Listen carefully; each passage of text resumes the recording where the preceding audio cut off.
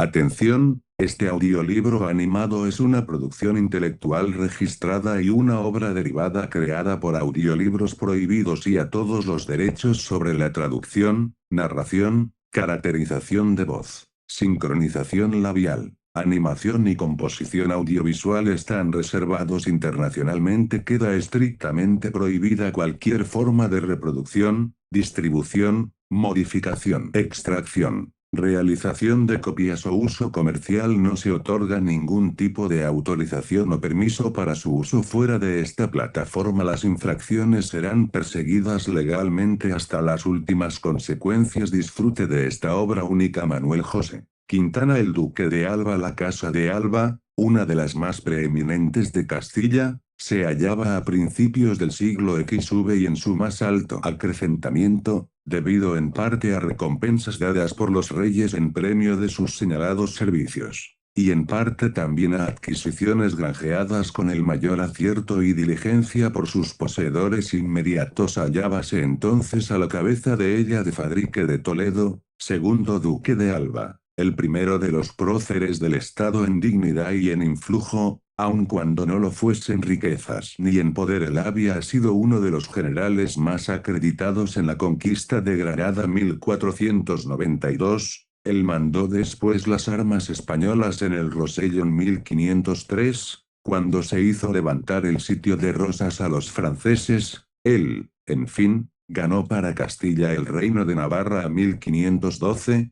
y le defendió contra las tentativas que los enemigos hicieron para recuperar tan rica adquisición a estos importantes servicios. En la guerra añadió en la paz otros no menos sobresalientes, y quizá más aceptos al rey católico, cuya confianza, aunque tan difícil de ganar, había sabido granjearse, porque como después de fallecida la reina doña Isabel los grandes de Castilla se dividiesen en opiniones sobre la gobernación del reino, y los más siguiesen el partido del rey don Felipe, el duque de Alba se mantuvo solo de parte del rey de Aragón, y siguiéndole en aquella poco decorosa retirada con que salía de Castilla, ofreciéndole su persona y queriendo acompañarle hasta Nápoles, supo dar a entender que valían más con él los respetos de su amistad antigua y de su agradecimiento al prudente y anciano monarca, que las esperanzas fundadas por otros en un príncipe inexperto y joven, y en una corte nueva. No le permitió el rey que le acompañase a Italia, antes bien le persuadió que debía volverse a Castilla, donde su presencia le sería más útil para la conservación de sus respetos y defensa de sus intereses. Él lo hizo así, y si bien en los principios tuvo que sufrir los desaires y temer las consecuencias de su adhesión a un partido que se creía arruinado para siempre, la imprevista y temprana muerte del rey de Castilla volvió a restablecer las cosas en el estado que antes tenían el duque,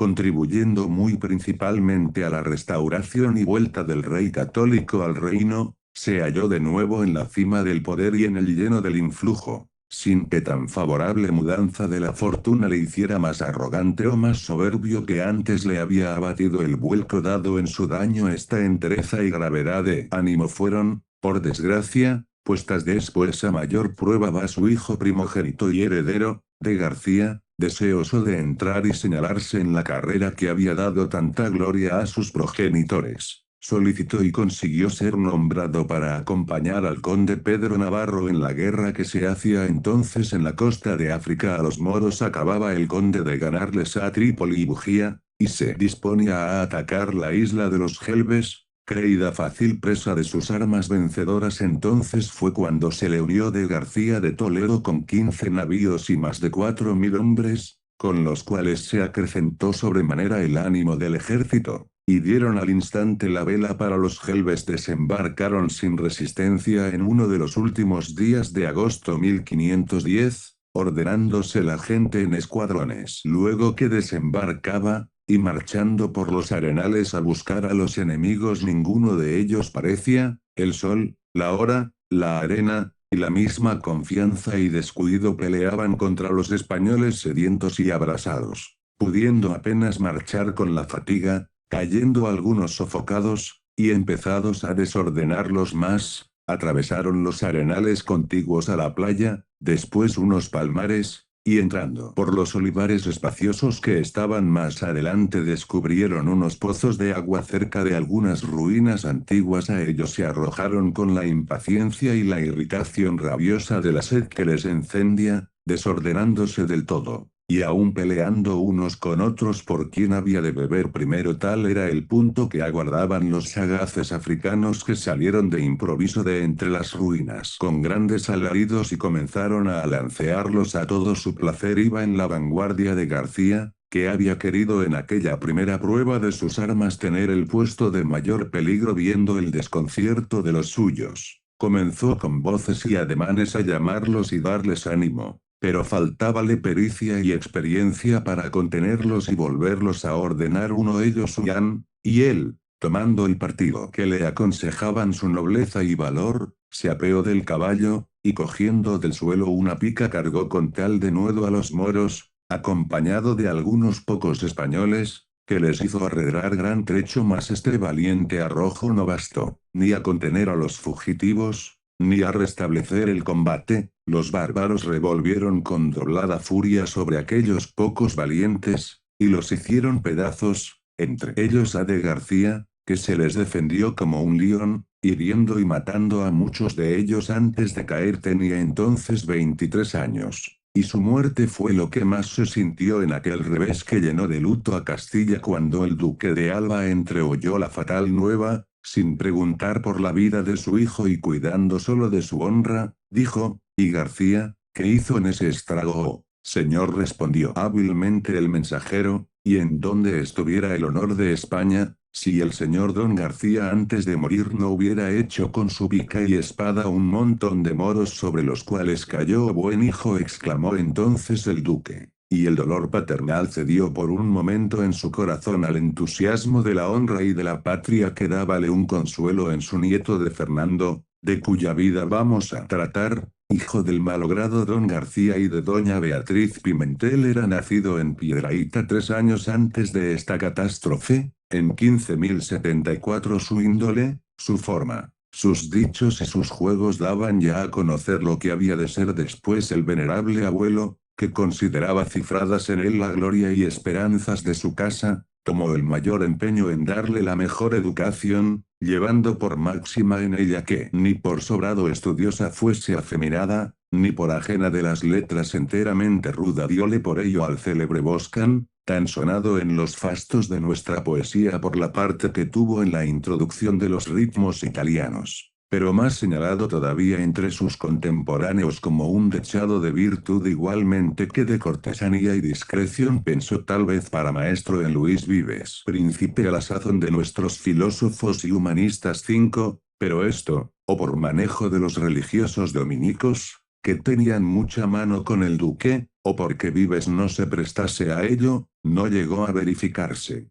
Sin embargo, que por 2 veces hubo de hacerse elección para este encargo. El primer preceptor que tuvo de Fernando fue un dominicano messinés llamado Fr. Bernardo Gentil, diestro humanista, buen poeta latino, mencionado con aprecio en los escritos de Marineo Sículo y de Antonio de Lebrija. Este religioso se encargó de enseñar al joven de Fernando la lengua latina, las humanidades y la historia, mas no debió durar mucho tiempo en tal comisión, porque fue sucedido en ella por un monje benedictino, siciliano y poeta latino también, que se llamaba el P. Severo Garcilaso, que no habla de Gentil, habla con mucho aprecio de Severo, el cual obtuvo después el encargo de escribir la historia de España, por muerte de Lebrija, disposición que no llevaron muy a bien nuestros humanistas de aquel tiempo. 6. Con estos 2 preceptores aprendió prontamente don Fernando la lengua latina, y adquirió en las letras y en las nobles artes aquella afición sana e ilustrada que para la magnificencia y la elegancia sienta también a un político y a un guerrero. Pero los elementos del arte militar,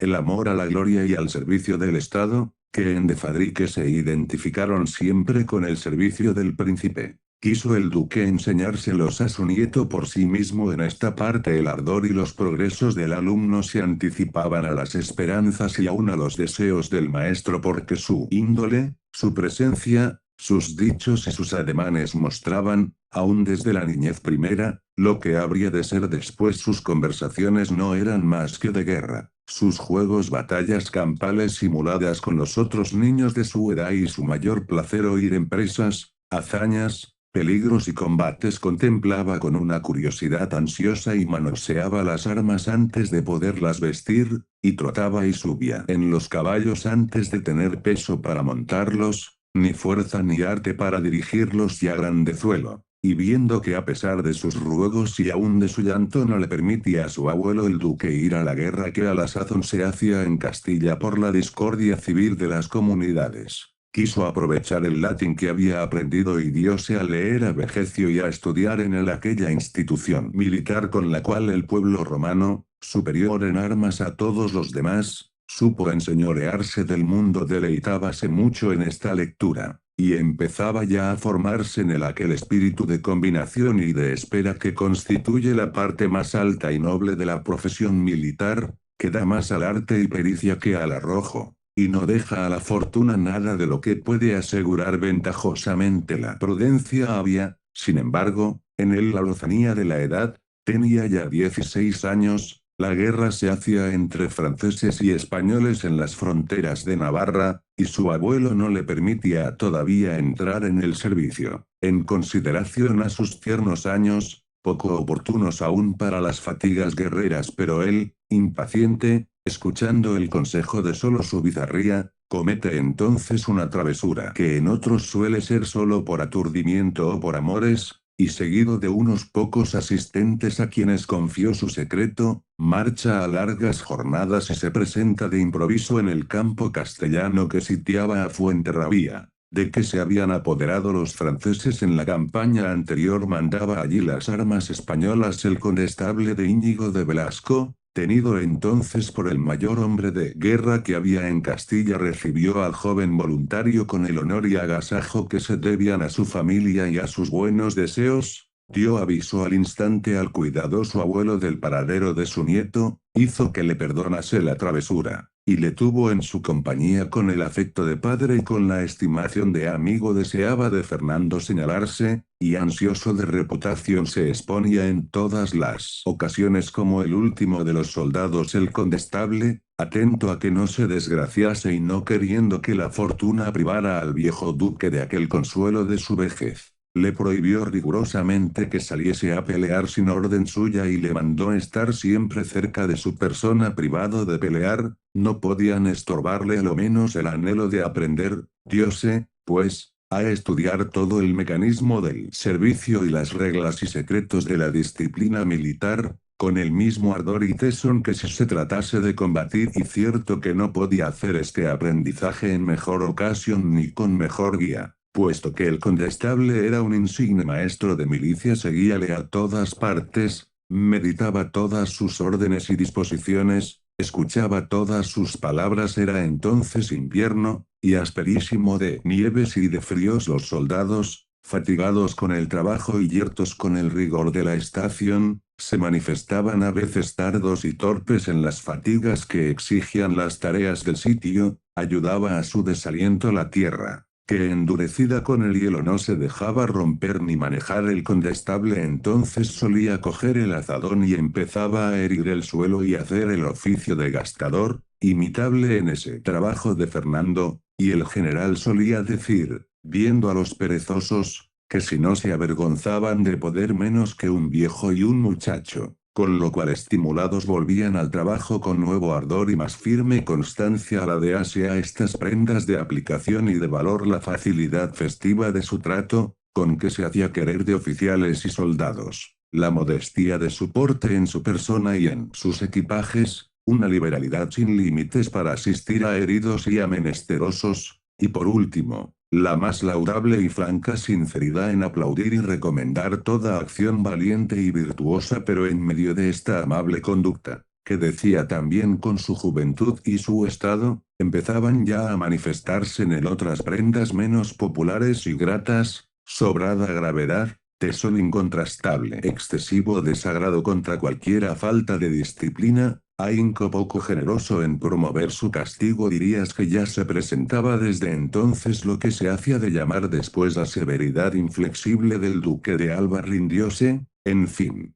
Por capitulación Fuenterrabía y se hizo la entrega formal de ella al ejército español en fines de septiembre del mismo año de 15.247 el condestable, manifestando lo mucho que estimaba los servicios de Fernando y el grande concepto en que le tenía, le encargó el mando de la plaza cuando se retiró de ella llamado de Carlos V, y aunque joven aquel de 17 años. No fue juzgado inferior a una comisión de tanta confianza, mas no duró mucho en ella. Los negocios domésticos le llamaron al lado del duque, quien tal vez trataba entonces de darle estado para asegurar la sucesión de la casa y templar algún tanto con nuevas obligaciones aquella impetuosidad juvenil. En efecto, de Fernando se casó en 1529 con su prima doña María Enríquez, hija del conde de Alba del Liste 8, dama de la primera nobleza, de superior hermosura, y que realzaba tan altas dotes con los dones de bondad,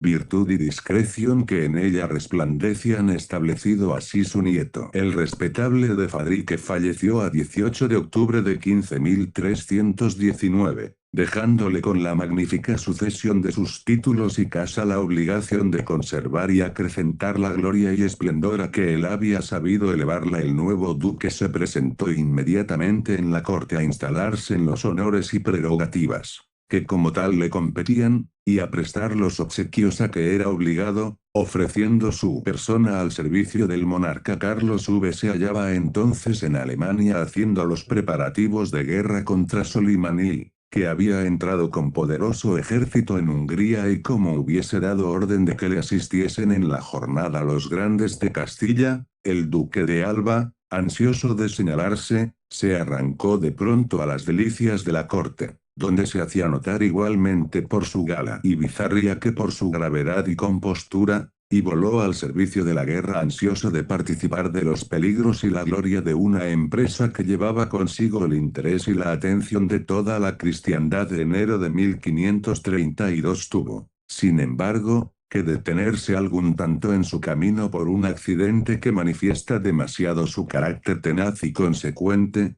Para pasarle en silencio acompañábale en el viaje Garcilaso de la Vega, el favorito de las musas castellanas, con quien entonces el duque tenía estrecha amistad muy honorífica. A los dos llegados a Tolosa, se presenta al poeta el corregidor de la villa a hacerle ciertas preguntas judiciales sobre un negocio doméstico que le tenía puesto en desgracia de la emperatriz, gobernadora del reino. A la sazón poco satisfecho el juez de las contestaciones de Garcilaso, intimóle que no saliese de Tolosa hasta que S.M. proveyese, y dio cuenta de todo a la corte. Reclamó por su parte Garcilaso contra aquella detención, y reclamó también el duque rogando a la emperatriz que mandase poner en franquía a su amigo, añadiendo resueltamente que sin él no pasaría adelante. Como el duque iba llamado por el emperador, túvose respeto a su protesta y se le contestó que no era razón que Garcilaso, fiado en su protección, se negase a responder como debía,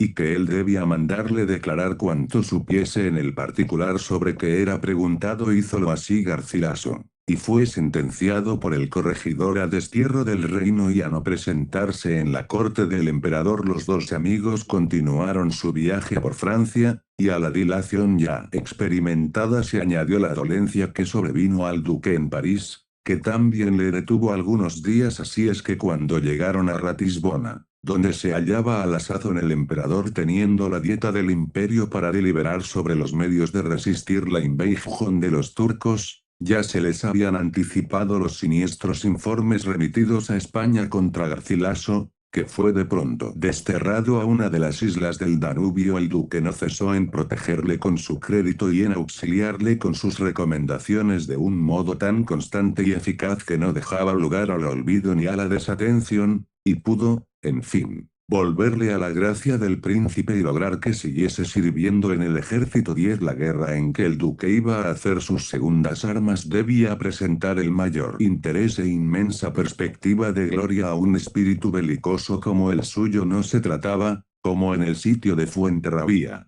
de una operación subalterna confinada a un rincón oscuro de la Europa y disputada entre tropas no muy numerosas y hasta entonces poco señaladas. La contienda que se iba a empeñar en Hungría era entre las tropas más aguerridas del mundo, capitaneadas por los dos mayores príncipes que se conocían en él. De una parte Solimán, vencedor de los húngaros en Moatov donde les mató su rey, conquistador de Rodas, de Buda y de Belgrado, que, a duras penas repelido de los muros de Viena en el año anterior, venía al frente de 300.000 hombres a inundar y desolar la Alemania en venganza de aquel desaire de la otra. El emperador de Occidente, ilustre ya con las victorias conseguidas por sus generales en Roma y en Pavía, que considerando dignos de su propio esfuerzo aquel conflicto y aquel adversario ponía a peligro su persona en defensa de la cristiandad contra su más formidable enemigo, acudieron a su llamamiento los guerreros más célebres de Italia, España, Flandes y Alemania, y el ejército que se reunía en Ratisbona, fuerte de más de 100.000 infantes y 30.000 caballos, era el mayor y más brillante que hasta entonces se había juntado contra los bárbaros de Oriente. Carlos V, por su capacidad, por su espíritu y su valor, era bien digno de mandarle en medio de los grandes objetos que aquel estruendo militar presentaba a la curiosidad e instrucción del duque, y entre tantos famosos y experimentados capitanes como allí concurrieron, nada llamó tanto su atención ni en nadie puso los ojos con más cuidado y reverencia que en el húngaro Tomás Nadasti, defensor contra Solimán en el año anterior de la fortaleza de Buda. Es verdad que el sultán se apoderó de ella al fin, pero fue porque la guarnición, compuesta de 700 tudescos, indigna del caudillo que tenía, y tan pérfida como villana, viendo que Nadasti no quería ceder a sus viles sugestiones de rendirse, le ató de pies y manos y le entregó con la plaza al enemigo, sacando por condición que se les perdonase las vidas. No supo el turco de pronto lo que aquellos soldados habían hecho con su caudillo, mas luego que fue sabedor de ello, irritado de traición tan infame, los hizo pasar todos a cuchillo y mandó quitar las prisiones a Nadasti. Convidóle a que se pusiese de parte de sus intereses políticos en Hungría, mas viéndole firme en la causa y partido que hasta allí había defendido, le dejó ir libremente al rey don Fernando. Con las demostraciones más solemnes de respeto a su valor y a su virtud, este homenaje caballeroso y noble hecho por el príncipe turco a la virtud de Nadasti alimentó entre los cristianos el concepto que de él se tenía, elevándolo a una especie de reverencia. Nadie le tributaba más respetos que el duque de Alba, y como el guerrero húngaro estuviese tan instruido en la fuerza y disciplina militar de los turcos, con quienes había guerreado tantos años,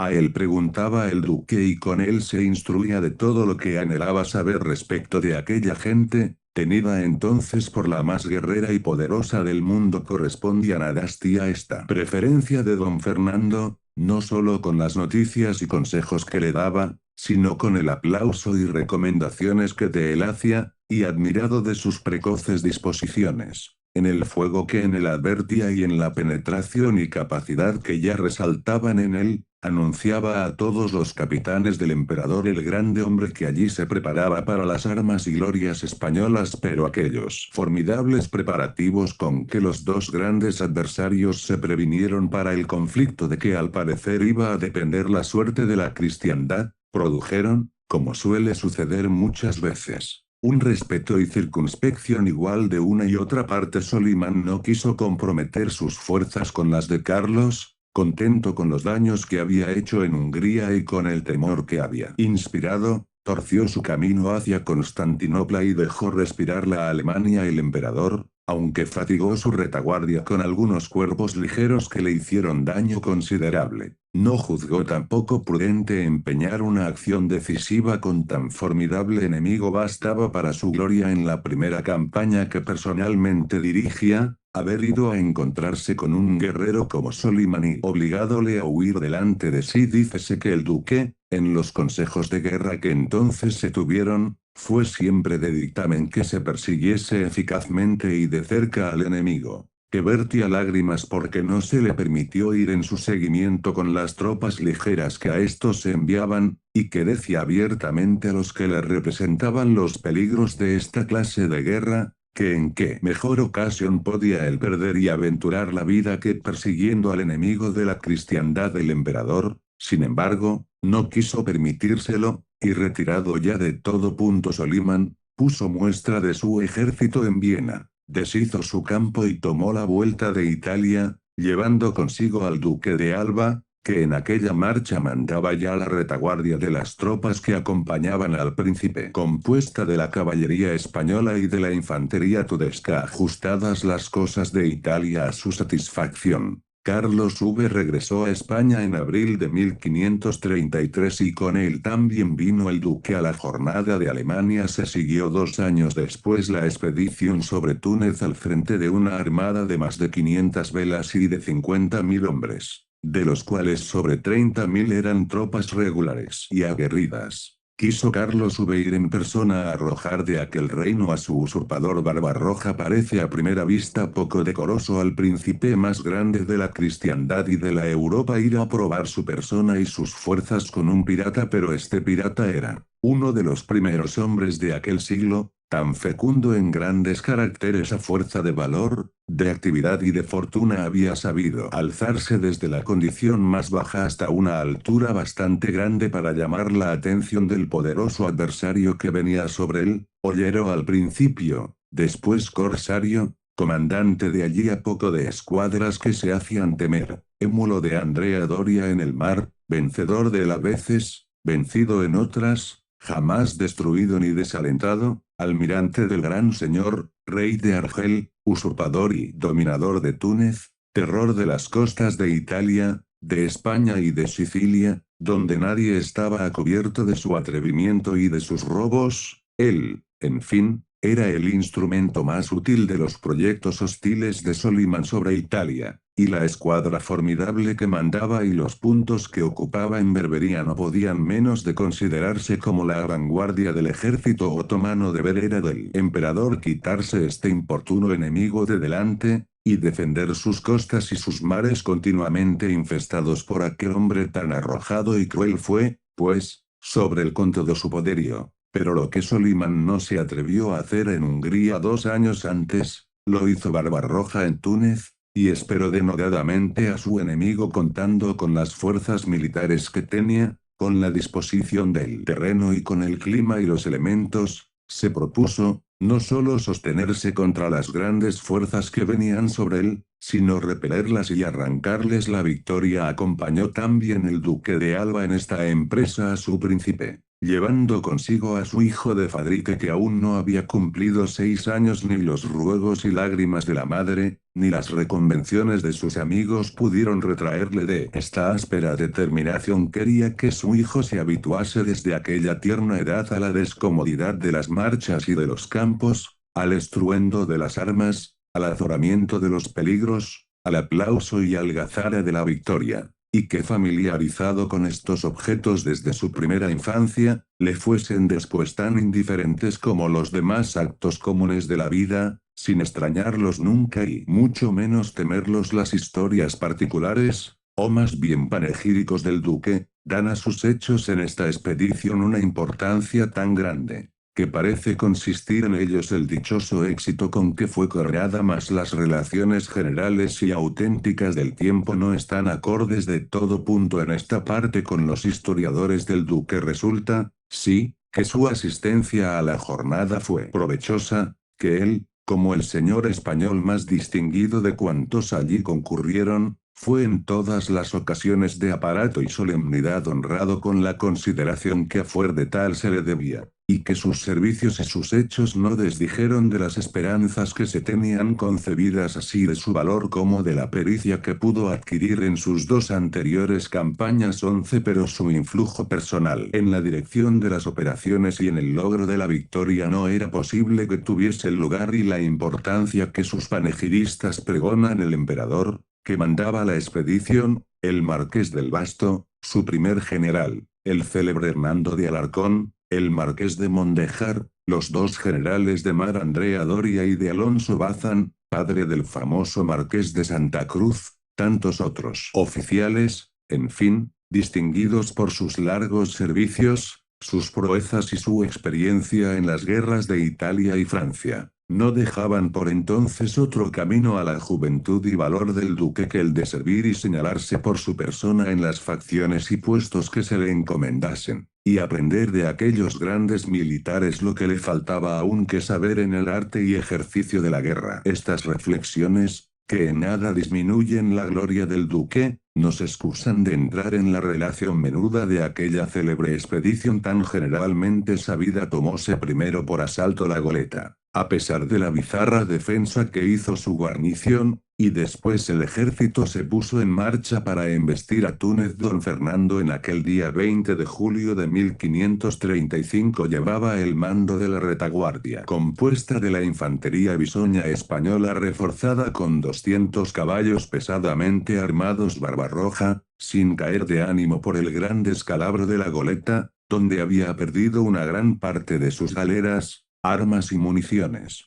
salía con todas sus fuerzas a encontrar el ejército cristiano y decidir la suerte de la guerra en una batalla campal. El número de sus tropas era bien grande, pero más que con ellas contaba con 3 auxiliares poderosísimos en aquella región, el Sol, los Arenales y la Sed. Hubo de hecho bastante desorden en el ejército imperial luego que los soldados, entrado el día y acabados los refrescos que llevaban, se encontraron hostigados del calor, encendidos por el sol abrasador, y mucho más cuando avistaron unos pozos de agua dulce donde podían mitigar algún tanto la rabiosa sed que los devoraba. Pero la pericia y diligencia de los capitanes veteranos que los mandaban, y el ejemplo y las palabras del emperador mismo, restablecieron prontamente el orden. Los bárbaros que acometían por diversas partes al ejército fueron en todas ellas rechazados, tomada su artillería, los pozos, en cuyas cercanías habían puesto sus mejores tropas, ganados a la fuerza, y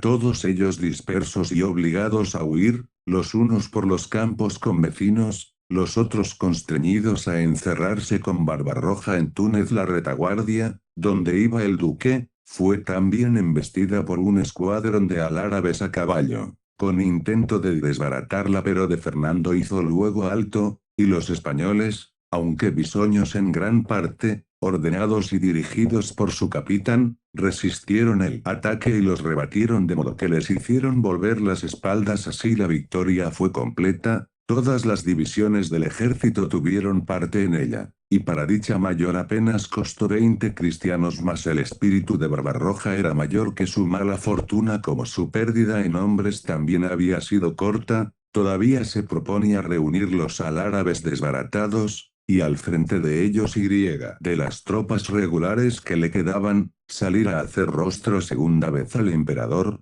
y en el caso de nuevo descalabro encerrarse en Túnez y sufrir un sitio. Contaba con el rigor de la estación, sabía que las enfermedades empezaban a picar en el ejército enemigo, y esperaba, no sin fundamento, que alargando de aquel modo la guerra, los cristianos, fatigados, se cansarían de su empresa y la abandonarían. En este plan de resistencia entraba también la idea de degollar todos los cautivos que había en la plaza para que no se alzasen con ella cuando él con el ejército estuviese fuera. El pensamiento, si bien inhumano y atroz, era en aquel caso desgraciadamente necesario, pues a haberlo llevado a ejecución evitara el bárbaro su ruina, o la dilatara. Por lo menos contuviéronle, no tanto las consideraciones debidas a la humanidad, cuanto los respetos del gran señor, cuyos intereses se perjudicaban con el exterminio de tantos millares de cautivos que podían reputarse como suyos. No bien salió de Túnez,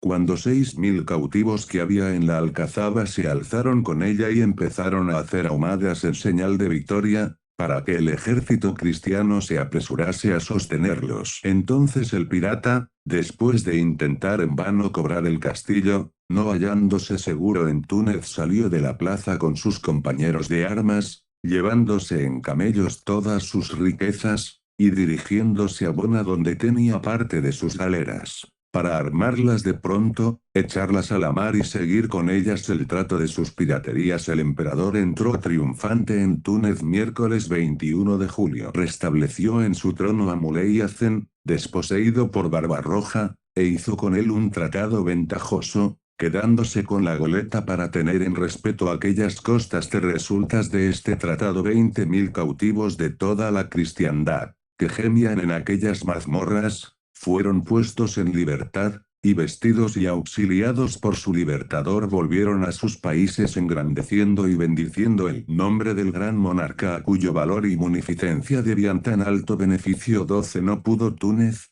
a pesar de los ruegos de Hacen, librarse de las violencias del saqueo. Los cristianos vencedores se llenaron de despojos. Tocó a nuestro duque uno que, por su calidad y por los recuerdos que en él excitaba, tenía inestimable valor. Tal fue la armadura de su padre de García, el que murió en los Gelbes, guardada allí desde entonces, que contemplada por él con lágrimas de admiración y dolor, y de satisfacción también, fue después trasladada a las armerías de la casa para ser allí trofeo perpetuo de gloria y de virtud a sus descendientes. Los lauros conseguidos en tan dichosa expedición fueron enlutados con la muerte de su hermano de Bernardino de Toledo, que había servido con él en aquella guerra y falleció de calenturas en Trápana, a poco de haber llegado allí con la armada vencedora. Últimos de agosto de 1535 era mancebo de grandes esperanzas, muy querido de su hermano el duque, a quien Garcilaso escribió una elegía para consolarle, perpetuando así el cariño y la amistad que le unían con uno y otro. 13. Sintió de Fernando aquella pérdida, no tan solo de un buen hermano, sino también como la del mejor de los amigos, y dadas las lágrimas que debía a su temprana muerte, buscó distracción y consuelo en los grandes negocios de política y de guerra a que su condición, su carácter y sus servicios exclusivamente le llamaban. Pasó a Italia el emperador desde Sicilia, y con él el duque a quien iba cada día dando más lugar en su confianza y llamaba continuamente a su consejo. Ya cuando estalló la nueva guerra entre Carlos V y el rey de Francia a 1536, mandaba toda la gente de armas de Nápoles y Flandes, puesto de los más distinguidos en el ejército y en que él empezó a mostrar lo que había de ser después en el gobierno y mando de las armas. Mas aunque ya su opinión fuese bastante atendida en el consejo, no era todavía bastante para contrapesar la de Antonio de Leiva, que contra el voto del duque y de todos los generales de Carlos se empeñó en que la campaña había de abrirse por el sitio de Marsella. Siguió desgraciadamente el emperador su dictamen, y a pesar de las formidables fuerzas con que entró en la Provenza y se puso sobre Marsella, hallándose con una resistencia mayor de lo que se esperaba, y entre dificultades no previstas, tuvo al fin que abandonar el sitio y retirarse otra vez a Italia con pérdida de reputación y de gente. Sucedieron a esta campaña desgraciada 1538 las treguas de Niza y las vistas de aguas muertas. Notorio es que apenas surgió allí el emperador, en la vuelta que daba por mar a España, cuando el rey Francisco, que se hallaba cerca, dándole una prueba generosa de franqueza y confianza, se metió en un barco, acompañado de unos pocos cortesanos, y caminó derecho a la galera del emperador. Quisiera excusar tal visita en aquellos términos, pero no pudo estorbarlo, porque el rey se entró alegremente en la galera, los dos se abrazaron, se besaron y estuvieron hablando algunas horas con muestras de amistad y alegría. Ido el rey a tierra, se trató en consejo si el emperador debería o no corresponder a su visita e ir también a verle a tierra. La mayor parte de los cortesanos, leyendo en el semblante del príncipe el poco gusto con que se prestaba a estas amistosas demostraciones de su rival, unos decían que no convenía que se pusiese en sus manos, otros no se atrevían a manifestar opinión, cotejando, como dice un historiador, el peligro con la honra. Solo el duque de Alba fue el que se atrevió a dar el consejo que convenía a la gloria y reputación del monarca. Él hizo ver que mostrar desconfianza de un príncipe que se había venido tan noblemente a poner en poder del emperador, era mostrarse inferior a él en bizarría, en valor y en generosidad, que el rey, resentido justamente de aquel no merecido desaire, llenaría el orbe de sus quejas y cerraría para siempre el pecho a todo linaje de reconciliación, y que el emperador sería responsable a los ojos de la cristiandad y del mundo de todos los males públicos que de aquel resentimiento iban inmediatamente a seguirse. Las palabras con que expresó estas ideas debieron ser igualmente fuertes que ellas, puesto que el emperador resolvió al día siguiente saltar en tierra acompañado de pocos de los suyos, entre los cuales iba el duque, y pasó con su émulo aquel día en fiestas y banquetes donde a su regocijo particular se añade al regocijo público, cifrado en la esperanza de una paz larga y firme entre príncipes, que tantas muestras de amor y estimación se hacían después de muchas palabras afectuosas y de ricas dádivas que hubo de una parte y otra. El emperador volvió otro día a su galera, contento y satisfecho de haber procedido como correspondía a un gran monarca y caballero como él, y llamando al duque a boca llena el conservador de su honra llegados a España, mientras que el emperador caminaba lentamente recibiendo los obsequios y festejos de las ciudades por donde iba, el duque, impaciente ya por ver a su familia, caminó derecho a largas jornadas a Alba a abrazar a su esposa y a sus hijos allí, en el seno de su familia. Gozó algunos días el descanso debido a tanta ausencia y fatigas, y se ocupó en arreglar los negocios de su casa que se resentían de su falta, y en dar estado a sus hermanas, mas no tardó mucho en presentarse en la corte con la duquesa a asistir al emperador con su consejo y con sus servicios. Quizá contribuyó en gran parte a ello la necesidad de hallarse en las famosas cortes que se tuvieron en Toledo a fines de aquel año 1538. Fueron convocadas y se reunió allí un número muy considerable de grandes y caballeros, mayor que el que nunca había asistido a tales concurrencias. Pretendía el emperador que se le auxiliase para las necesidades públicas con el tributo de la sisa, que su consejo consideraba como el más productivo para el objeto y menos gravoso en su pago, pero la Junta de los Señores no lo consideró así, y en vez de otorgarla, después de algunas altercaciones con la corte, se resumieron en que lo más conveniente para remediar las necesidades era que SM procurase al reino la paz universal y residiese en él. Una vez que sus viajes y sus guerras eran la ocasión principal de tantos gastos, señalábase a la cabeza de esta oposición el condestable de Castilla, el mismo que 20 años antes había defendido y vengado la autoridad real de la audacia y tentativas de las comunidades, y por lo mismo su celo no podía ser tachado de tibio ni su opinión de parcial. El duque de Alba, el del infantado y otros 17 señores propusieron un término medio para que el monarca no se creyese enteramente desamparado de la nobleza, y fue que en lugar de la sisa podrían cargarse algunos derechos sobre la extracción de mercaderías del reino. Si la sisa era un arbitrio muy malo, el del duque y sus compañeros era seguramente peor, y la junta no acordó nada sobre el poco acostumbrado el monarca a hallar oposición a sus deseos. Se manifestó mal satisfecho de la voluntad de los grandes,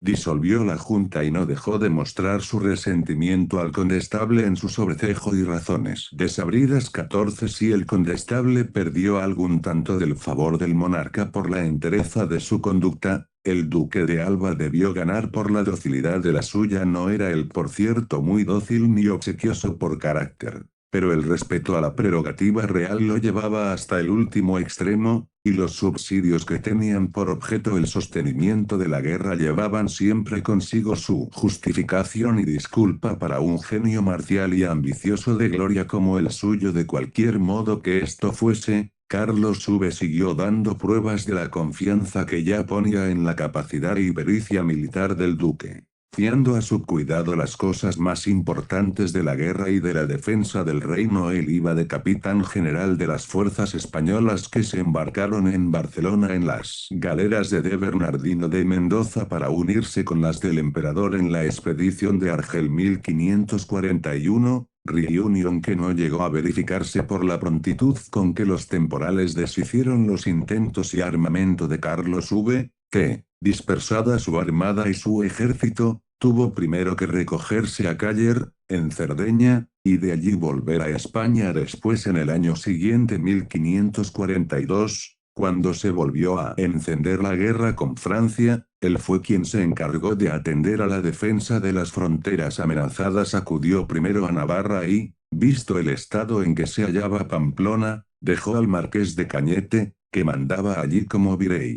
una instrucción muy menuda de todas las disposiciones que debía tomar para poner la plaza y el reino en estado completo de defensa. 15 De allí pasó al Rosellón, donde amagaba invadir el Delfín Enrique, enviado por su padre el rey Francisco con un poderoso ejército a embestir a España. Por aquella parte dirigíanse los esfuerzos de los franceses a tomar a Perpiñán, pero el duque supo fortificar aquella plaza, pertrecharla y guarnecerla de tal modo, puso en ella soldados tan aguerridos y la encomendó de tal suerte a dos capitanes veteranos, Cervellón y Machicao, que no quedó en su ánimo duda alguna de la insuperable dificultad que hallarían allí los enemigos para embestirla y ganarla. Tomadas estas disposiciones, se salió de la plaza y se fue a apostar en Gerona con un cuerpo de tropas escogidas para atender desde allí y acudir a donde fuese menester hostigar y fatigar al enemigo para romper y burlar sus intentos. Sentían los naturales de Perpiñán esta ausencia,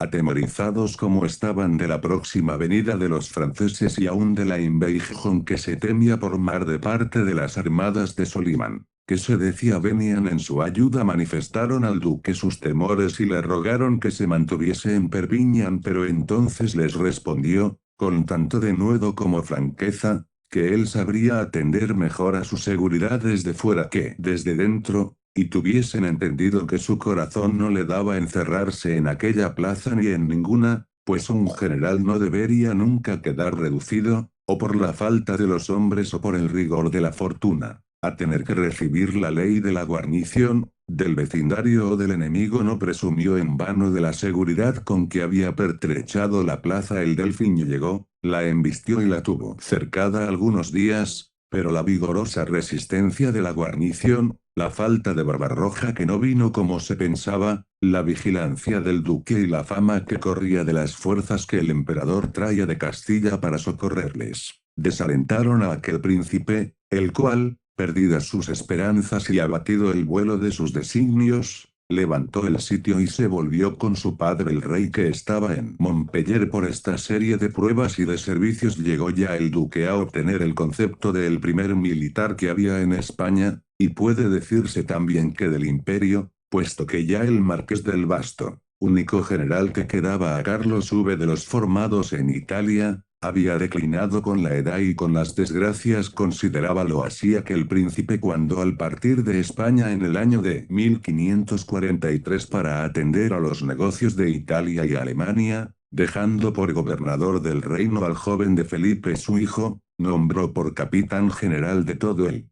de sus costas y fronteras y de toda la gente de guerra al duque de Alba para cuidar de la defensa de estos reinos, como persona en quien concurrían todas las calidades precisas de autoridad, prudencia, experiencia y opinión pública. Ya le tenía nombrado mayordomo mayor de palacio, y parecía que con este cargo quería darle una autoridad en las cosas domésticas del príncipe que pudiera servirle de guía y consejo en su juventud. Pero probablemente la mayordomía mayor fue una recompensa de los eminentes servicios del duque y una demostración de aprecio a la alta calidad de su casa, más bien que una prueba de confianza privada, si se ha de creer a una carta que se dice escrita por el emperador a su hijo desde Palmaor, antes de embarcarse, aunque expresamente califica al duque del mejor estadista y general de España, no se manifiesta muy satisfecho de su carácter, y advierte al príncipe que use de reserva con el 16. Inútil sería aquí tratar de justificar o de censurar estas sospechas de Carlos V, pero ellas nos hacen ver cómo el duque fue más estimado que querido de estos dos príncipes, padre e hijo, y que las comisiones y altos encargos que le dieron uno y otro,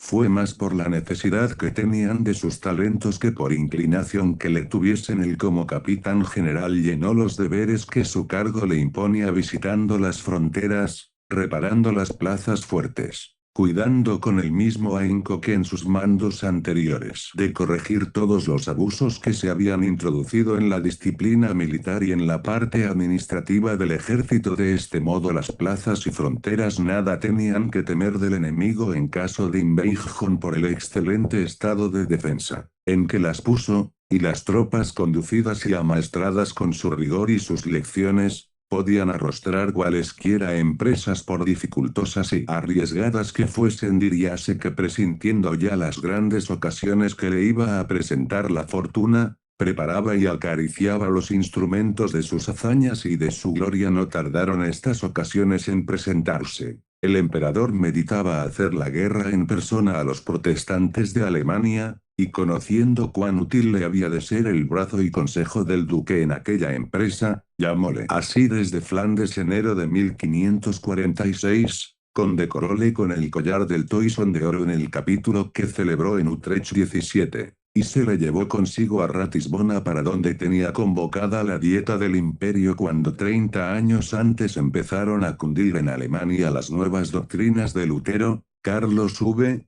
que por aquella época recibió la corona imperial, trató de impedir su propagación por los medios que entonces parecieron acomodados a las circunstancias. El mal aún no era grande ni en extensión ni en malicia, y creyóse que cedería remedios blandos y prudentes, mas lejos de ser así, sucedió todo al revés, porque enconado con las disputas, avivado por la novedad y hecho apacible con la indiferencia, el contagio creció con una rapidez prodigiosa, ganando a príncipes, ciudades, provincias, estados enteros. En vano en algunas dietas se pensaron y aún decretaron providencias más severas y rigorosas, los moradores protestaban contra ellas, y fuertes con su número y su poder hacían rostro firme a sus contrarios. Y ni cedían ni temían las cosas en tal estado, amagaban cada día estallar en una guerra civil. Ya desde 1530 los protestantes, considerando que de sola su unión dependía su seguridad y el triunfo de su causa,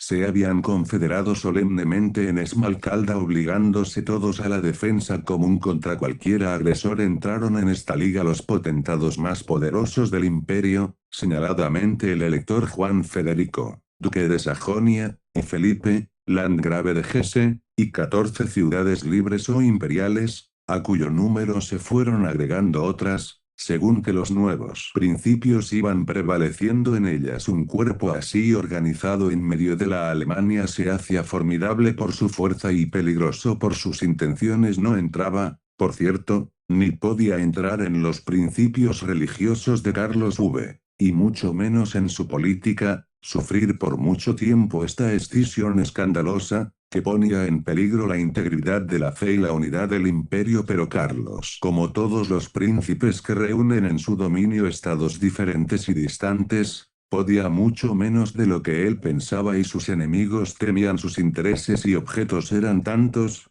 tan complicados, y a veces tan contradictorios, que no podía dar a su acción y a sus miras toda la unidad y consecuencia que eran menester para conseguir lo que intentaba. Las frecuentes invasiones de Solimán en Hungría, sus continuas guerras y rivalidades con el rey de Francia le ponían en la necesidad de contemporizar con los estados y príncipes de Alemania, para sacar de ellos fuerza con que resistir a los turcos y sostener sus pretensiones contra los franceses. De aquí la alternativa de severidad y templanza, de encono y de indulgencia con que eran tratados los protestantes, y a cuya sombra ellos crecieron y se multiplicaron. Pero en la época en que nos hallamos, la paz ajustada con la Francia en Crespi, las treguas convenidas con Solimán y un tratado estrecho de alianza que estaba para concluirse con el Papa, dejaban a Carlos lugar para atender exclusivamente al estado de la religión en Alemania, y con la destrucción de la Confederación Protestante vengar a un tiempo las injurias hechas a la fe católica y los insultos y desprecios a su dignidad. Pero como le conviniese disimular todavía, arte en que era tan gran maestro, presentóse en Ratisbona con sola su guardia ordinaria de 500 caballos, y las proposiciones de la dieta fueron templadas al principio, sin mezcla ninguna de hostilidad ni de encono contra el partido que se proponía combatir. Entre tanto, con el mayor secreto que podía, dio comisiones a algunos coroneles para que levantasen tropas en diferentes puntos de Alemania, llamó el tercio de españoles que servía en Hungría bajo el mando de Álvaro de Sandí, ordenó que viniesen de Flandes 10.000 infantes y 3.000 caballos, conducidos por el conde de Biurn, y ajustado ya su tratado con el Papa,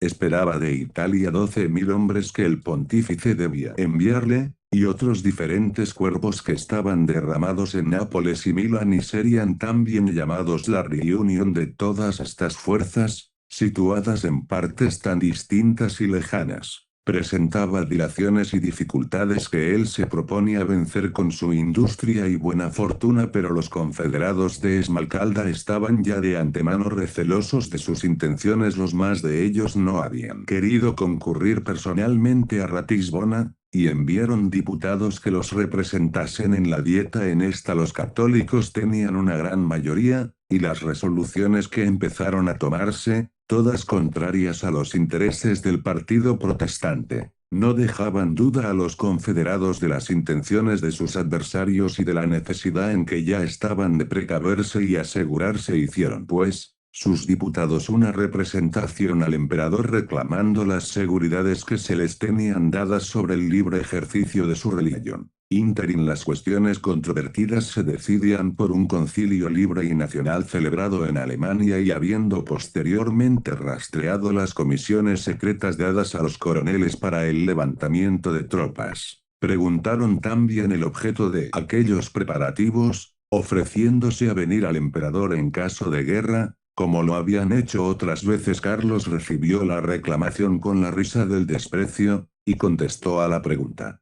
que sus preparativos se dirigían a castigar y reducir al deber a algunos rebeldes del imperio. Entonces los diputados, ciertos ya de la suerte que aguardaba a sus comitentes, se retiraron de la dieta, y los confederados inmediatamente tuvieron una junta en Ulma, donde, conociendo que no les quedaba otro recurso que la guerra, si habían de defender su creencia y las libertades germánicas, acordaron hacerla con todos los medios que su confederación les proporcionaba. La diligencia y actividad con que se prepararon a ella excede a toda ponderación, pues, sin embargo, de que no todos los confederados acudieron con los contingentes de tropa y de dinero a que estaban obligados, el resto de ellos levantó en pocas semanas un ejército de 70.000 infantes, 9.000 caballos, 100 piezas de artillería y demás pertrechos militares. Poniéndose al frente de estas formidables fuerzas los dos más poderosos príncipes de la Liga, el landgrave de Hesse y el elector de Sajonia. No faltaba ciertamente valor y capacidad a estos generales, ni a sus tropas tampoco mucha parte de las cualidades que constituyen los buenos soldados, y a conducir las primeras operaciones con la presteza y resolución con que habían realizado su armamento. El honor de la campaña era suyo, y acaso también la fortuna de la guerra, mas ni ocuparon las plazas que guarnecían los desfiladeros del Tirol,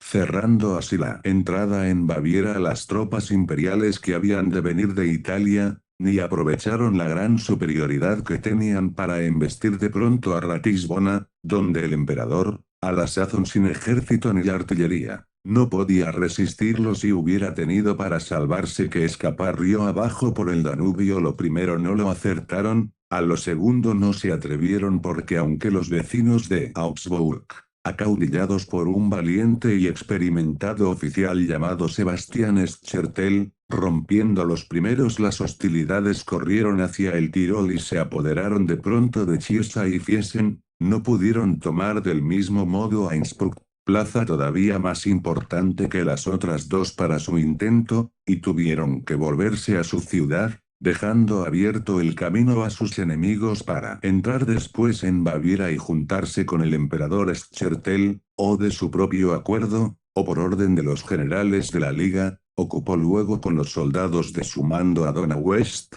plaza que, situada cerca de la confluencia del Lech y del Danubio, a 14 leguas de Ratisbona, y comunicándose por medio de aquellos ríos con Ulma, Augsburg, Ingolstadt y otras ciudades confederadas, era el punto más importante para asentar el gran campo de la Liga y ser el centro y base de sus operaciones ulteriores. Así es que Donauwest, por su posición, y su nombre lo significa, era tenida por la llave y defensa del Danubio. Allí condujeron el elector y el landgrave el grueso de sus huestes, distinguidas con sus diferentes enseñas y banderas, según el estado o pueblo a que pertenecían, y todos llevando en aquellas insignias motes o lemas que explicaban sus deseos. Designios y esperanzas eran generalmente textos de la escritura. Los dos caudillos dieron muestra de la diferencia que había en sus caracteres con los que eligieron para sus estandartes. El elector, por ejemplo, más devoto y circunspecto, había puesto en uno de los suyos, Domine in nomine tuos album me facel landgrave, al contrario, más audaz, más arrogante, manifestaba su confianza y su soberbia en esta sentencia insolente y fanática: Jam securisae indicem arboris est, omnis igitur arbor, non faciens fructum bonum, escidetur, e in ignem conficietur. Los sucesos nos dirán bien pronto si esta confianza era fundada, y quienes estuvieron más cerca de ser echados al fuego, en caso de que el vencido debiera llevar esta pena. No bien el emperador y su general se vieron con alguna apariencia de ejército, compuesto de los españoles que les vinieron de Hungría, de algunas tropas reclutadas en Alemania y de la artillería que les vino de Viena, cuando resueltos a no dejarse sitiar en Ratisbona salieron de allí y se dirigieron a Landshut. Era esta plaza paso necesario para los refrescos de Italia, que habían de venir por Innsbruck a reunirse con ellos, y por eso les era de mucha importancia tenerla a su devoción y asegurar su territorio. Asentóse, pues, el campo imperial cerca de ella, y los confederados, que por la misma razón anhelaban ocuparla, no podían ya hacerlo sin dar una batalla que no entraba en su plan, ni acaso en su osadía hallábanse, por los diferentes movimientos que habían hecho desde Donauwest. A 6 leguas no más de distancia desde allí enviaron un paje y un trompeta que llevaban colgado del asta de una pica, según la costumbre germánica, el cartel de desafío y declaración de guerra a Carlos de Gante, que así empezaban ya, por vilipendio, a llamar al emperador el duque de Alba, ante quien, como capitán general, fueron llevados estos mensajeros. Les dijo con su severidad acostumbrada que si no los mandaba a ahorcar, como merecían, era por no ser los principales culpados en el desacato, y mandándolos salir del campo al instante, les hizo llevar en cambio del cartel que habían traído, el edicto impreso del emperador, en que los príncipes colgados eran puestos en el bando del imperio, lo cual equivalía a proscribir sus personas, y confiscar sus estados en beneficio del primero que los ocupase. Empezaron en aquellos días a llegar las tropas de Italia. 10 de agosto de 1546, primero las del Papa, mandadas por Octavio Farnesio, nieto del pontífice y yerno del emperador,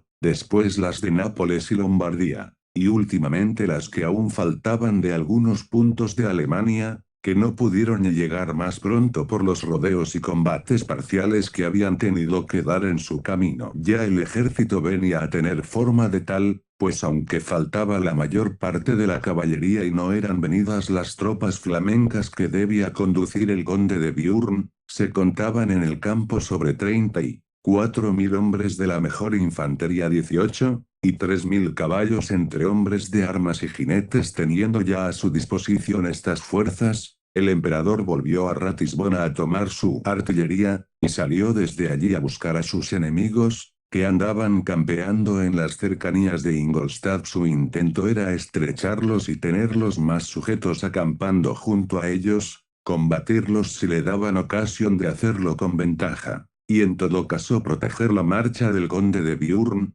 que debía venir por allí. Pasó, pues, con sus tropas el Danubio por Neustadt, sobre el puente de la villa y otros 2 portátiles que llevaba consigo, y fue a asentar su campo más allá de Ingolstadt, en un sitio elegido de antemano por él y su general, como el más a propósito para su intento. Tenían la ciudad a la espalda, a la mano izquierda el Danubio, a la derecha un pantano y al frente la campaña. Los enemigos, acampados en un lugar no menos fuerte, estaban a 6 millas de allí, y para manifestar lo poco en que tenían a sus adversarios, movieron al instante su campo y se colocaron a 3 millas de distancia sobre unas montañuelas, cuya disposición era tal, según un militar práctico de entonces, que el mismo sitio ayudaba a defenderse tan cerca y así unos de otros. No podían dejar de venir forzosamente a las manos. Los reales del emperador aún no estaban suficientemente fortificados, y la inferioridad numérica de sus tropas le ponía en la necesidad de evitar un combate todavía sobradamente arriesgado y desigual, pero estas mismas razones debían sacar a los enemigos de la irresolución que hasta entonces no les había sido ni honrosa, ni útil,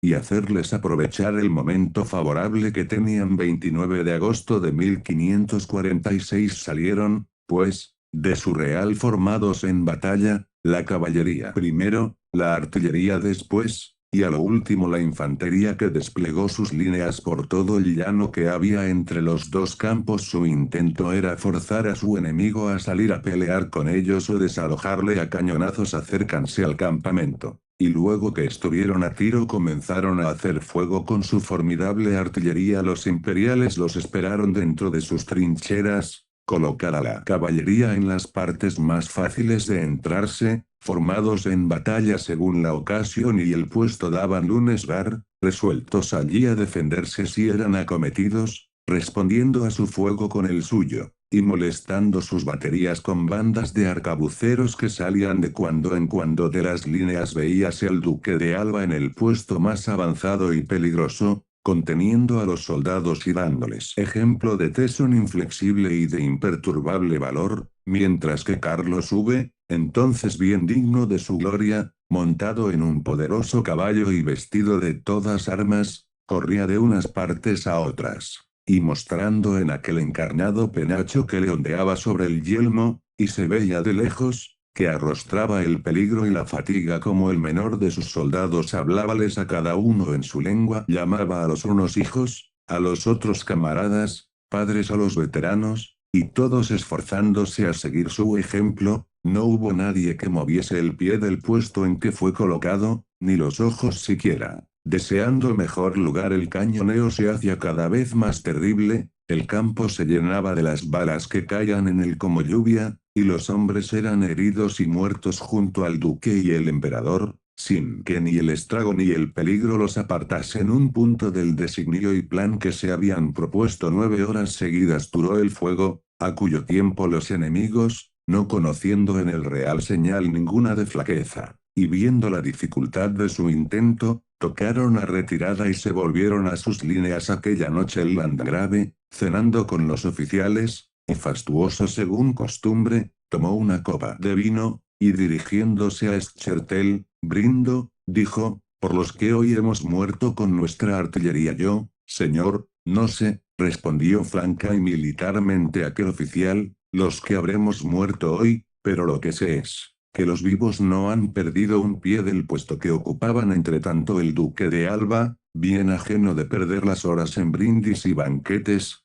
cuidaba de fortificar su campo, y concluyendo y alzando lo que faltaba para ello a las trincheras comenzadas, puso el real aquella noche fuera de todo insulto ulterior. 3 veces repitieron los enemigos su cañoneo en diferentes días, pero siempre con menos efecto, porque tenían que colocar su artillería a distancia mayor. Las líneas del campo imperial, que a fuerza de incesante fatiga se adelantaban cada día, no les dejaban usar de sus medios de ataque con la facilidad y extensión que al principio. Los dos campos estaban ya a 400 pasos uno de otro, y los confederados que antes se jactaban de tener sitiados y como cogidos con redes a su enemigo, eran ya los embestidos y sitiados en realidad, no cesando de hostigarlos los imperiales, cortándoles sus convoyes, inquietándolos continuamente, de noche con encamisadas, de día con escaramuzas. Ejercitábase en ellos a competencia el ardor belicoso de italianos y españoles, pero no siempre las consentían el duque y el emperador,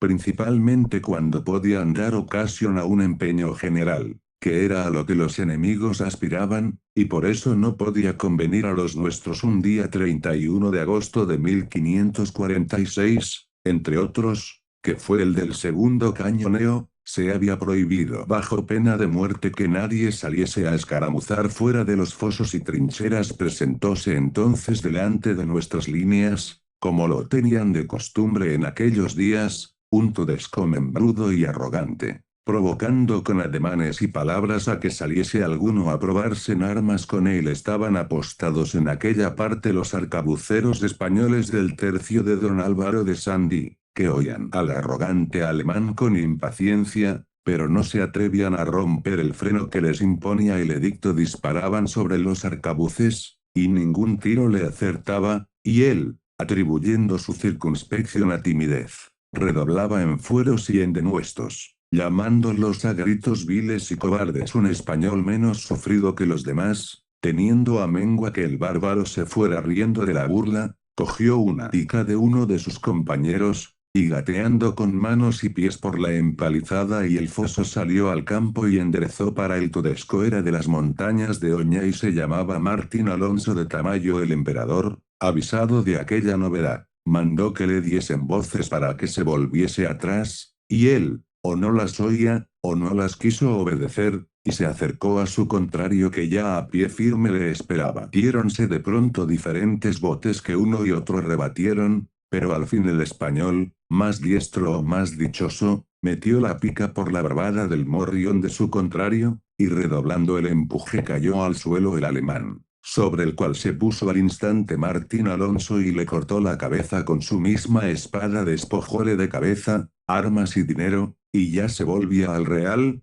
cuando cargando algunos caballos enemigos por aquella parte, tuvo que dejar la cabeza y despojos para correr mejor y salvarse. La arcabucería contigua al foso puso en respeto a aquellos caballos y los hizo retirar. Entonces el vencedor volvió por la cabeza y despojos del Tudesco, y entró en el campo seguido del aplauso de sus compañeros y abrazado de soldados y capitanes. Esta especie de triunfo le dio aliento para presentarse al emperador con la cabeza y despojos habidos en la lid, y se le puso de rodillas pidiendo indulto de su desobediencia. El príncipe enojado mandó que se dispusiese a morir y que le cortasen la cabeza. Él, menos abatido con la sentencia que irritado de la ingratitud, volvió a coger la cabeza y despojos de su muerto, y marchó al lugar del suplicio mostrando a todos aquellos testimonios de su valor, y convidándolos a que viesen la recompensa que allí se daba a quien con tanto celo y fortuna había vengado al ejército de los denuestos e insultos de aquel hereje bestial. Veíanle ir los soldados, y se estremecían e indignaban, mientras ante el emperador el nuncio del Papa, Octavio Farnesio, el príncipe de Saboya y el de Hungría solicitaban clemencia y no la podían conseguir. El duque de Alba guardaba silencio, sin acriminar ni interceder. Mas cuando el río llegó cerca de los españoles y ellos le vieron atar las manos y cubrir los ojos para degollarle, entonces la compasión y la ira, no pudiéndose contener, prorrumpieron en gritos sediciosos y declararon furiosamente que Martín Alonso no había de morir. Detuviéronse los verdugos de miedo, o de respeto, o de compasión. Las voces se aumentaban cada vez más, y 9000 españoles armados se hacían entonces respetar y oír. Carlos, informado de la causa de aquel tumulto, o temiendo a los excesos a que podrían llevarle, o que ya más templado cediese de su rigor, salió del extremo en que se hallaba, con su acostumbrada presencia de ánimo y discreción, diciendo que los españoles tenían razón en su queja, pues que él se había mezclado en sentenciar un caso que, según las leyes militares, solo debía ser juzgado por el general del ejército, así que él lo dejaba todo al arbitrio y prudencia del duque de Alba. Este comprendió en estas palabras el decreto de clemencia, y corriendo a donde estaban amotinados los españoles, concedió la vida al río, pero les reprendió ásperamente su falta de respeto y sumisión. Todo quedó así tranquilo. Mas Tamayo, viéndose después mirar con ojos siniestros por el emperador, como sucede siempre a los que son ocasión de desaires a la autoridad, nada atendido, y no considerándose seguro, dejó el servicio al acabarse aquella campaña, y se retiró a su patria llevando consigo más celebridad por su peligro que por su trofeo. 19 Ya los confederados, perdida la esperanza de forzar a su enemigo al combate o de lanzarle del puesto que ocupaba, movieron su campo con dirección a Neuburg, donde estuvieron 2 días, y después se pasaron a Donauwest. Podíase recelar que intentasen oponerse con todas sus fuerzas al conde de Biurn, que venía desde el Rin a largas marchas a juntarse con el ejército imperial bastante poderoso contra los diferentes cuerpos que había apostados contra él. No lo era tanto que pudiese resistir a todo el ejército de la Liga si le salía al encuentro en el camino diole, pues, avisó el emperador del movimiento de los confederados para que evitase el combate mudando de dirección. Pero su marcha no fue interrumpida del modo que se recelaba, superando con una inteligencia superior y con un valor heroico cuantos estorbos encontró, llegó por fin al campo imperial 14 de septiembre de 1546 al frente de 22.000 infantes y 7.000 caballos, unos que había sacado de Flandes, y otros que se le habían unido en el camino. Carlos, acompañado de sus príncipes y capitanes, le salió a recibir, y todos le congratulaban por su habilidad y buena fortuna con este considerable refuerzo. Ya las operaciones del ejército pudieron ser más activas por manera que fuera por sorpresa, y parte por inteligencias, diestramente aprovechadas. Las plazas más importantes puestas a las dos márgenes del Danubio y ríos que en él desembocan vinieron a poder del emperador. De este número fueron Neuburg, Dillingen, Donauwest, Nordlingen y otras, y el campo se vio así más provisto de vituallas, en que antes escaseaba, y tuvo más oportunidad y ensanche a sus movimientos. La facilidad con que estas ventajas se consiguieron inspiraba a soldados y oficiales una confianza excesiva, pedían a voces ser llevados al enemigo, y murmuraban a boca llena de la circunspección con que procedían el emperador y su general, que evitaban el empeño de una acción decisiva mientras no hallaban la ocasión de darla con una superioridad incontestable. Descontentáronse más cuando vieron que se perdió el momento de romper a los confederados cuando se alojaron entre Gieringen y el Prenz, donde dieron una ventaja muy considerable sobre sí en la marcha que hicieron aquel día después de una ligera escaramuza. Las tropas imperiales se volvieron a su campo sin haberse empeñado la acción. Como entre los soldados se creía, el descontento fue general, y hubo palabras harto malsonantes en los corrillos de la tropa, tanto, que el conde de Beauharnais llegó a decir delante de la infantería española: yo no soy luterano, ni he dado motivo jamás a que tal se me crea. Pero según el espacio con que llevan las cosas el emperador y el duque de Alba, tarde creo yo que acabarán la guerra. Doime, pues, al diablo por 15 días y no he de hacer en ellos más que comer y beber para no pensar en cuidados. Pero estas libertades soldadescas no movían un punto de su propósito a los dos jefes, bien persuadidos de que el campo de los confederados se vendría a deshacer por sí mismo. Con solo pasar tiempo sobre ellos y aguardar el efecto inevitable de su incertidumbre, de su lentitud y de sus pasiones, esperaban ellos lo mismo del ejército imperial, de quien sabían que, a pesar del país que dominaba, escaseaba en provisiones, estaba totalmente falto de dinero, y, atacado de las enfermedades consiguientes al clima y a la estación del frío, que ya empezaba, disminuía todos los días con el estrago que causaban en italianos y españoles. Este equilibrio en las cosas no podía durar mucho tiempo, ni era difícil prever a cuál partido se inclinaría al fin la balanza, atendidas las diferentes circunstancias de unos y otros contendientes. Los coligados, aunque constantemente superiores en número y hábiles sin duda alguna en muchas partes del arte militar, no eran regidos por una voluntad fuerte y resuelta que supiese aprovechar las ventajas que tenían de sus dos generales, el más respetado y estimado, que era el elector, irresoluto, circunspecto en demasía, perdía las ocasiones por asegurarlas, al paso que el landgrave, más intrépido y arrojado, y al mismo tiempo vano e inconstante en sus designios, no dejaba madurar ninguno este inconveniente en los caracteres de los dos caudillos. Se reforzaba con la naturaleza de sus tropas, diversas en ánimo y costumbres, recogidas de diferentes estados, y nada propias a formar la unidad compacta que hace sólida e invencible la masa de un ejército. No así el del emperador, donde, aunque para las deliberaciones el dictamen del duque tuviese un lugar muy preferente, todo al fin se mandaba y hacía a nombre del monarca, y no había en realidad más consejo y voluntad que la suya. Sus tropas eran las mejores del mundo en disciplina y valor, exaltadas en sus magnas victorias, y acostumbradas a seguir y obedecer a Carlos V, no solo con la docilidad del respeto y de la obediencia, sino con la ciega confianza del entusiasmo y de la adoración. Duró la campaña 6 meses, en los cuales los confederados, a pesar de su destreza en el arte de la guerra y de las fuerzas superiores con que la empezaron, ni pudieron forzar a su enemigo a una acción general, ni tampoco sostenerse en campo contra él 4 veces. Fueron desalojados, ya por arte, ya por fuerza, en Ingolstadt, Donauwest,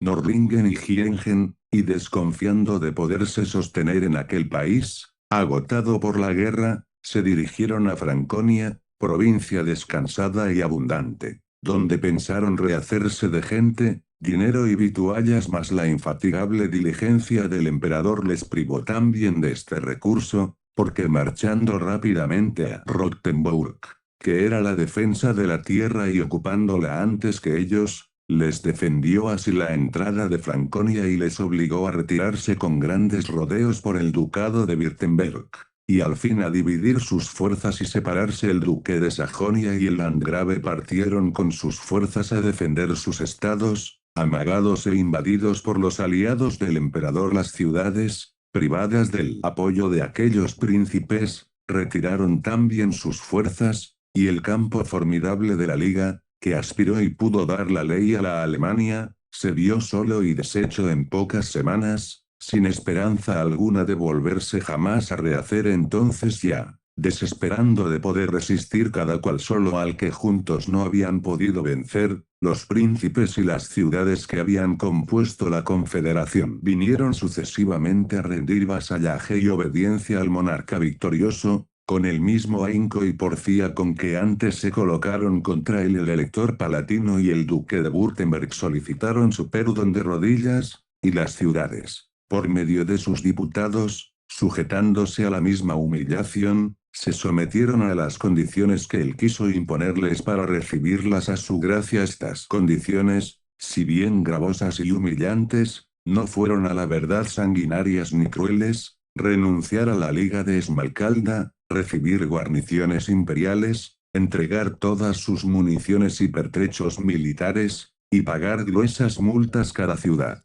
según su poder y sus medios. Nada se habló de religión en estos conciertos, aunque la religión fuese el pretexto y la ocasión de aquella contienda. ¿Acaso el emperador no quiso llevar al extremo del rigor en materia tan delicada a gentes a quienes con tanta dificultad acababa de someter? Por otra parte, le era preciso no descontentar a los príncipes y ciudades germánicas que, aunque sectarias de las nuevas doctrinas, se mantenían a su devoción y le eran necesarias aún, porque si bien la confederación estaba deshecha, la guerra no estaba terminada, manteníanse todavía en pie y armados los dos príncipes más poderosos, verdaderos jefes de la Liga, el elector y el landgrave Carlos, que ya los tenía proscritos por su edicto de Ratisbona, no quería admitirlos a concierto ni a perdón, y ellos, tenaces en su propósito y confiados en su fuerza, ni le esperaban ni le pedían. Iban entonces las cosas en bonanza, dirigidas por su inteligencia y ayudadas de la fortuna. Cuando el elector se separó del ejército de la confederación,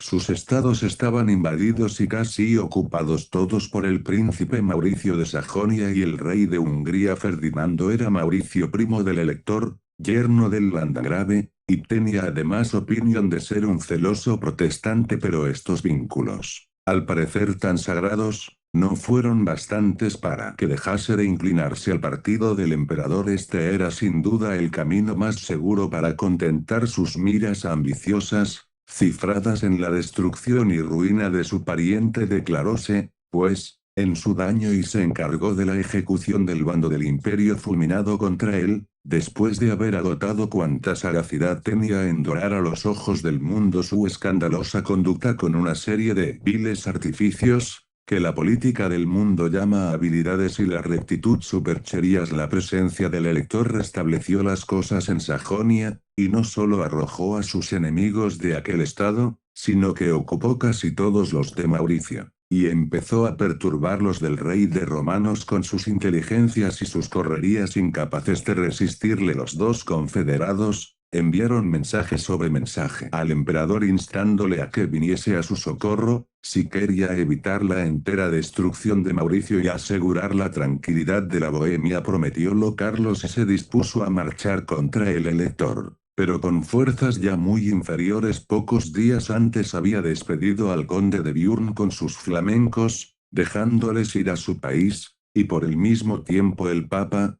no muy satisfecho del emperador por motivos de política y de interés, había retirado las tropas que le tenía enviadas al mando de Octavio Farnesio solo, pues, con sus alemanes y españoles. El emperador marchó al Elba. Siguióle también como general de su ejército el duque de Alba en esta campaña, donde le hizo servicios igualmente señalados que en la del Danubio. Atención, este audiolibro animado es una producción intelectual registrada y una obra derivada creada por Audiolibros Prohibidos y a todos los derechos sobre la traducción, narración, caracterización de voz, sincronización labial, animación y composición audiovisual están reservados internacionalmente. Queda estrictamente prohibida cualquier forma de reproducción, distribución, modificación, extracción, realización de copias o uso comercial. No se otorga ningún tipo de autorización o permiso para su uso fuera de esta plataforma. Las infracciones serán perseguidas legalmente hasta las últimas consecuencias. Disfrute de esta obra única.